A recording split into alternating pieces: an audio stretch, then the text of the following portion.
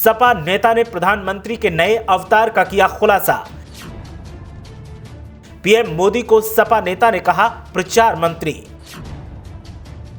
8 मुद्दों पर बीजेपी की सपा नेता ने बजा दी बैंड। सपा नेता ने साधा निशाना तो फिर बीजेपी बौखलाई। बीजेपी ने कहा अखिलेश यादव के नेता हैं बदजुबान। सपा नेताओं ने कहा अपने नेताओं का इतिहास भी देखो। उत्तर प्रदेश की सियासत में सत्ताधारी पार्टी पर जितने हमलावर पूर्व मुख्यमंत्री अखिलेश यादव हैं, उससे कहीं ज्यादा उनके सिपाही सत्ताधारी पार्टी की बैंड बजाने पर लगे हैं। महंगाई, नक्सली हमले, कोरोना के बढ़ते केस और भी कई मुद्दों को लेकर सपा नेता राजेंद्र बहादुर यादव ने बीजेपी की बैंड बजा दी। महंगाई को लेकर उन्होंने सबसे पहले मोर्चा खोला और सरकार की बखिया उधेड़ दी। जिस तरह से भाजपा सरकार जुमलेबाजी करके देश में आई थी, हम पेट्रोल सस्ता कर देंगे, डीजल सस्ता कर देंगे, रसोई गैस सस्ता कर देंगे, कहाँ गया? पूरा देश का बंटाधार कर दिया इन्होंने। महंगाई के बाद देश की अर्थव्यवस्था और कोरोना के टीके लगने के बाद भी कोरोना पॉजिटिव होने के मामलों पर राजेंद्र बहादुर यादव ने मोदी सरकार को आड़े हाथों लिया और क्या कहा आप खुद सुनिए। देश की अर्थव्यवस्था चरमरा गई है, कोई समझ में नहीं आ रहा है इनकी क्या करना है। आज कोरोना की इस महामारी में जो फैला हुआ है, अभी तो टीकाकरण बन गया, टीका बन गया है, दवाई आ गई है, तो पूरे देश को फ्री में इनको वैक्सीन लगानी चाहिए और इसके बारे में विचार भी करना चाहिए। अगर टीका आ गया, ऐसा सुनने में आ रहा है कि 2 टीका लगने के बाद भी कोरोना हो जा रहा है।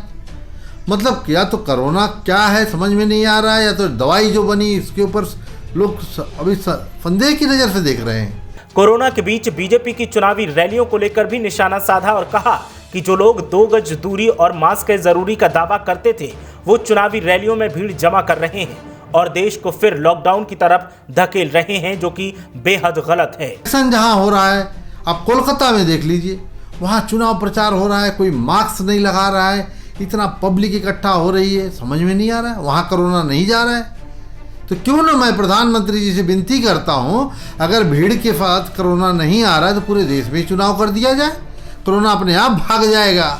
जहां भीड़ रहेगी वहां कोरोना ही नहीं आएगा। इसका कारण यही है, मतलब यही है। अरे देश आज परेशान है, हमको तो लगता है वापस देश में कहीं लॉकडाउन ना लग जावे, सब गरीब आदमी खाने के लिए मर जाएंगे। मोदी जी को तो ऐसा आराम करने की चिंता है।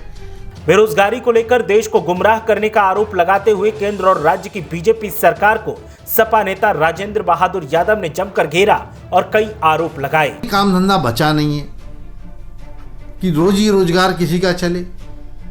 अरे देश को कब तक गुमराह करोगे? आज 7 साल हो गया भाजपा सरकार आके, देश की ऐसी कमर तोड़ दिया इन्होंने कि कभी ऐसा सोचा नहीं था देश की ये हालत कर देंगे ये लोग। छत्तीसगढ़ में हुए नक्सली हमले को लेकर सपा नेता ने योगी, मोदी और शाह पर निशाना साधा, साथ ही प्रधानमंत्री को प्रचार मंत्री कहकर जमकर तंज कसा।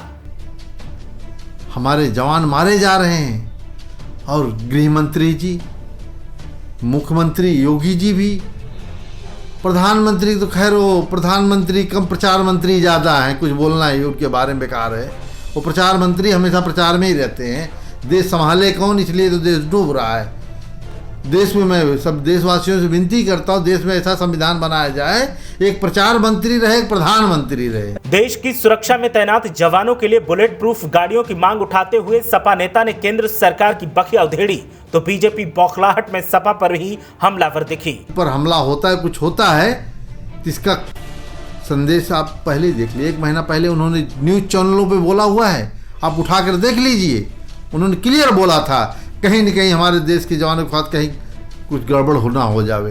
उन्होंने सचेत कर दिया था देश को हमारे जवान, लेकिन क्या करें, किसान खेत में मर रहा है, किसान का बेटा बॉर्डर पे शहीद हो रहा है, इनकी समझ में नहीं आ रहा है। अरे बुलेट प्रूफ गाड़ियाँ दी जाएं, जब 9,500 करोड़ का अगर जहाज लिया जा सकता है तो हमारे जवानों के लिए क्या बुलेट प्रूफ गाड़ियाँ व्यवस्था नहीं की जा सकती हैं? देश की तमाम उच्च सरकारी संस्थाओं में गुजरातियों की तैनाती को लेकर भी सपा नेता ने बीजेपी पर निशाना साधा और कहा कि देश में क्या किसी और राज्य के लोग काबिल नहीं हैं?